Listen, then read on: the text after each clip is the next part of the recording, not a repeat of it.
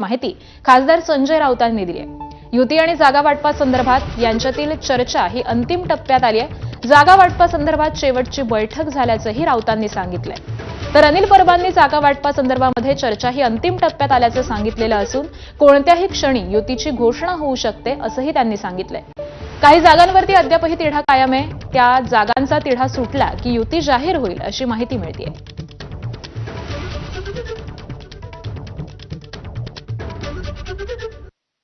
चर्चा पूर्ण झालेली आहे आणि चर्चा संपलेली आहे। जागा वाटप सुद्धा संपलेलं आहे। कोणी कुठे लढायचं याच्यावरती एकमत झालेलं आहे।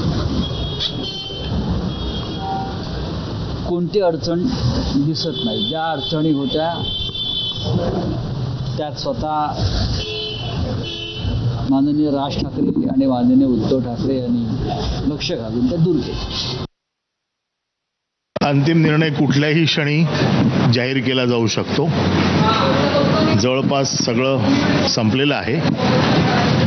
दोन्ही पक्षाचे सर्वोच्च नेते कुठल्याही क्षणी या बाबतीतली अधिकृत घोषणा करतील।